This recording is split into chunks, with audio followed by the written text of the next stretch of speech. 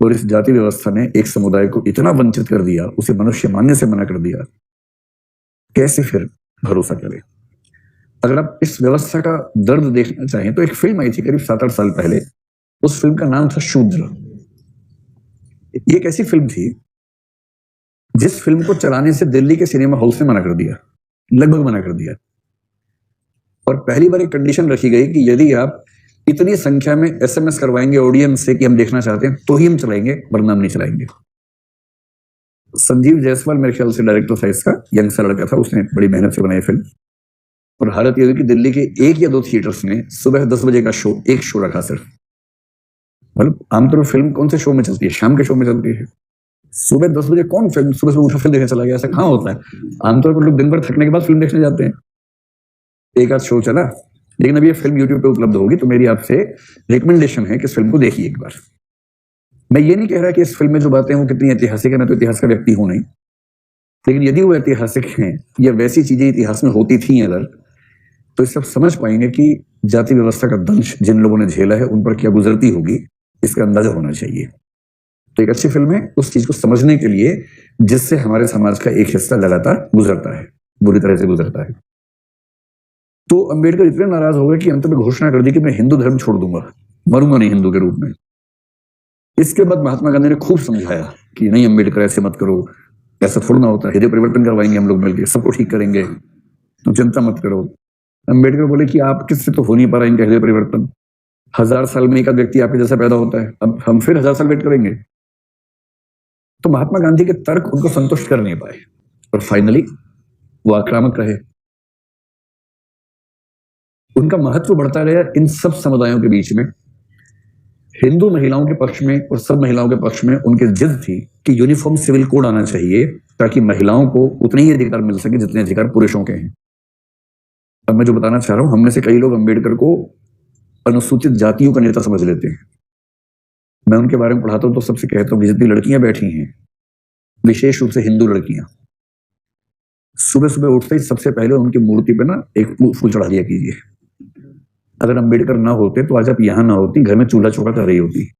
अंबेडकर का ये महत्व है, भी समझाऊंगा क्या महत्व है। और हिंदू महिलाओं की मुक्ति के लिए जितना काम अकेले अंबेडकर ने किया उतना सब के सब बाकी लोगों ने मिलकर भी नहीं किया, इतना महत्व है उनका। और वो हिंदू शूद्र महिलाओं की बात नहीं कर रहे हैं, वो हर महिला की बात कर रहे हैं। अंबेडकर अगर दबाव न बनाते तो नेहरू शायद हिंदू कोड बिल को टाल जाते। वो टाल नहीं पाए क्योंकि उसके पीछे अंबेडकर अड़े हुए थे। की स्थापना की जिस जनसंघ के बाद बीजेपी बनी उसी से, वो भी उस सरकार में शामिल थे, अंबेडकर भी थे। तो एक तरह से सर्वदलीय सरकार थी। उस सरकार में एक पद अंबेडकर जी को मिला, लॉ मिनिस्टर का। अंबेडकर पीछे पड़ गए नेहरू के। अच्छा ध्यान रखिएगा, हमारे मूल संविधान में आर्टिकल 25 को ध्यान से पढ़िए, जिसमें धार्मिक स्वाधीनता का अधिकार बड़े बड़े पैमाने पर दिया गया है। और यदि आप 25 से 28 तक ध्यान से पढ़ लेंगे तो उसमें यह भी लिखा हुआ है कि धर्म का सुधार करने के लिए किसी विधि को बदला जाता है या बनाया जाता है तो इसे धार्मिक स्वाधीनता के विरोध में नहीं माना जाएगा। अंबेडकर जी को अच्छे से पता था कि जब जब कुछ परिवर्तन होंगे लोग कहेंगे धार्मिक स्वाधीनता के खिलाफ है। अब जैसे 3 तलाक वाला मामला है, मुस्लिम पर्सनल लॉ के समर्थक क्या बोलेंगे? धार्मिक स्वाधीनता। संविधान क्या बोलेगा? धर्म सुधार के लिए कैसा किया जा सकता है, बात खत्म हो जाएगी। इसलिए पहले लिख के चले गए कि किसी धर्म में सुधार करने के लिए यदि कोई विधि बनती है तो उसे धार्मिक स्वाधीनता की सुरक्षा हासिल नहीं होगी। पर अब वो पीएम से बार बार कह रहे हैं कि भाई जल्दी से हिंदू कोड बिल पास करवाओ। हिंदू कोड बिल क्या है? यूनिफॉर्म सिविल कोड का एक रास्ता है। यूनिफॉर्म सिविल कोड पे अभी बात नहीं करेंगे, कभी विस्तार में करेंगे, मौका मिलेगा तो, लेकिन अभी समझ लें यूनिफॉर्म सिविल कोड का मतलब ये नहीं होता कि सभी धर्मों का एक ही कानून बनेगा। इसका मतलब ये होता है कि सभी धर्मों के अपने अपने धार्मिक कानून होंगे, लेकिन वो संविधान से सुसंगत होंगे। किसी भी धार्मिक कानून में किसी नागरिक के अधिकारों का उल्लंघन नहीं होगा। इसको बोलते हैं यूनिफॉर्म सिविल कोड। तो अंबेडकर ने कहा कि आप हिंदुओं के जो कानून है उनको ठीक कीजिए। उनको मुख्य चिंता हिंदुओं की थी क्योंकि उनका जो समाज था वो हिंदू कानून के तहत आता था। मुस्लिम पर्सनल लॉ को उस समय शरीयत एप्लीकेशन एक्ट 1937 के थ्रू चलाया जा रहा था, जो डिस्क्रिमिनेटरी है महिलाओं के लिए, जिसके खिलाफ अब आंदोलन चल रहे हैं। और ये हिंदू कोड बिल के बारे में सहमति संविधान बनने से पहले से, स्वतंत्रता संग्राम के दौरान से ही थी। और इसका मतलब था कि हिंदू समाज में महिलाओं को पुरुषों के बराबर अधिकार मिलने चाहिए। अंबेडकर रोज उनको फोन कर दें, नेहरू जी क्या हुआ क्या हुआ, पास करवाओ पास करवाओ। नेहरू जी हमको बोले देख भाई ऐसा है। अच्छा उनको डर लग रहा था कि नया नया पीएम बना हूं, कहीं बहुत बड़ा विद्रोह हो गया समाज का। जो भी मोदी जी को नींद कभी कभी नहीं आती होगी आजकल कि सीएए लाए थे, इतना विरोध होगा सोचा नहीं था, पर हो गया। तो नेहरू जी को लगता था कि नया नया पीएम बना, वही पक्के वाला पीएम नहीं, और जो कच्चे वाला पीएम, और कहीं कोई ऐसा आंदोलन मेरे खिलाफ हो गया, पता लगा वो अंग्रेजों भारत छोड़ो के 10 साल बाद नेहरू भारत छोड़ो होना शुरू हो जाए, तो वो टाल रहे थे, चाहते वो भी थे। अंत में बोले कि देखो अम्बेडकर, 1951 में इलेक्शन होगा, इलेक्शन के बाद 51 के अंत और 52 की शुरुआत में इलेक्शंस होने थे। सबसे पहले विधानसभा और लोकसभा के एक साथ, फिर विधानसभाओं के इलेक्टेड लोगों से राज्यसभा के इलेक्शन होने थे, फिर लोकसभा राज्यसभा और विधायकों के इलेक्शंस के बाद राष्ट्रपति का इलेक्शन होना था। वो पूरा सिस्टम बना रखा था कि 51-52 के इलेक्शन में अगर मैं जीत गया तो मुझे मैंडेट हासिल होगा कि मैं ऐसा कर सकूं। अभी तो मैंडेट हासिल ही नहीं है मेरे पास। अम्बेडकर ने कहा ठीक है देख लेते हैं, और गुस्सा करके इस्तीफा दे दिया कि हमें आपके मंत्रिमंडल में रहने का कोई शौक नहीं है। पूरा भाषण देकर इस्तीफा दिया कि मैं इस सरकार के कामकाज से संतुष्ट नहीं हूं। और दूसरा, नेहरू जी अपने मंत्रियों को वैसे डील करते जैसे क्लर्क को डील किया जाता है, हमें ऐसा क्लर्क बनने का शौक नहीं है, इस्तीफा। और मूवमेंट बाहर से करते रहे कि uniform civil code, Hindu code bill लेके आओ लेके आओ। तो नेहरू जी ने 1951 में घोषणाएं कर दी चुनाव प्रचार में कि देखो भाइयों बहनों, अगर अगर मैं जीत गया तो हिंदू कोड बिल लेके आऊंगा, ध्यान रखना। अच्छा, लोग तो भारत के मजेदार है, उन्होंने आपस में बात की कुछ लाएगा, अच्छा ऐसा कुछ लाएगा, बिल लाएगा, कुछ बढ़िया है। लोग तो लोग ही होते हैं। जिस देश में अनशन गांव में अनशंट हो जाता हो, उस देश में हिंदू कोड बिल कितने लोग समझे होंगे। पर नेहरू ने कहा बाद में मत कहना, बोल रहा हूं हिंदू कोड बिल लेके आऊंगा।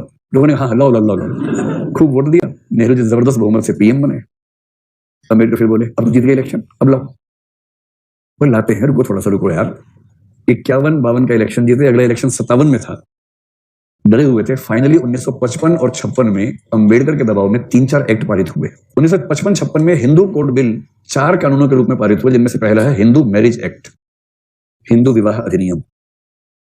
उसी में लिखा है कि यदि कोई हिंदू पुरुष एक पत्नी के होते हुए दूसरा विवाह कर लेता है और यदि उसकी पत्नी शिकायत कर देती है और साबित हो जाता है तो 7 साल की जेल है। उसके पहले जेल नहीं होती थी, उसके पहले जेल होता था, पत्नी के लिए जेल होता था कि झेलो, सहपत्नी को झेलो, अब जेल है। जब लोग 3 तलाक में कहते हैं ना कि तलाक देने पर 3 साल तक की जेल हो सकती है, ये क्या तरीका है, क्रिमिनलाइजेशन क्यों करते हो, तो उसका जवाब ये है कि हिंदू मैरिज एक्ट में भी ऐसा है। इसमें क्या बुरी बात है, ठीक है, थोड़ा धमकी रहनी भी चाहिए, धमकी नहीं होगी तो लोग कैसे मानेंगे। फिर आया हिंदू सक्सेशन एक्ट, सक्सेशन का मतलब उत्तराधिकार, हिंदू उत्तराधिकार अधिनियम, जिसमें पहली बार बेटों के साथ बेटियों को भी संपत्ति का हिस्सेदार माना गया। उससे पहले केवल बेटे संपत्ति के हिस्सेदार थे। कुछ परंपराओं में, जैसे मिताक्षरा परंपरा में क्या होता है कि बच्चा पैदा होते ही संपत्ति का हिस्सेदार हो जाता है, और दाएं भाग में पेरेंट्स की मौत के बाद बेटा हिस्सा संपत्ति में हिस्सेदार बनता है, लेकिन बनता वही है। पर यह नहीं था कि बेटी को हिस्सा मिलेगा, अब क्या हो गया, संपत्ति में हिस्सा बेटी को भी मिलेगा। हिंदू समाज ने आज तक दिया नहीं हिस्सा, अलग बात है, व्यवस्था कर ली है, मैनेज कर लिया है, लेकिन कम से कम अम्बेडकर जो कर सकते थे वो करवा रहे थे, कानून बनवा गए हैं ऐसा, उस कानून के तहत संपत्ति देना जरूरी है, पर लोग रास्ते निकाल लेते हैं। जैसे महिला आरक्षण पंचायतों में वो रास्ता क्या निकला, सरपंच पति, मुखिया पति, विधायक पति, ये चलता है, ठीक वैसा। एक और एक्ट है, हिंदू एडॉप्शन एक्ट कहते हैं उसको, Hindu adoption and maintenance act, यानी हिंदू दत्तक अधिनियम। किसी बच्चे को गोद लेना हो तो उसके संबंध में क्या अधिकार होंगे, इसको बोलते हैं Hindu adoption and maintenance act. एक हिंदू माइनॉरिटी एक्ट होता है जिसमें बच्चों के अधिकारों की बात होती है। और उसी समय 1955 में एक और एक्ट पारित हुआ, अगर आपने सुना होगा, अस्पृश्यता अपराध अधिनियम कहते हैं, अनटचेबिलिटी ऑफेंस एक्ट कहते हैं। इसी एक्ट को आगे चल के ठीक किया गया 1976 में, जब बना सिविल राइट्स प्रोटेक्शन एक्ट, और इसी एक्ट को और मजबूत किया 1989 में, जब बना एट्रोसिटीज एक्ट। जो एट्रोसिटीज एक्ट का इतिहास है वो शुरू होता है 1955 के अस्पृश्यता अपराध अधिनियम से, जो अम्बेडकर के सामने की बातें हैं, ये सब अपने सामने करवा के गए।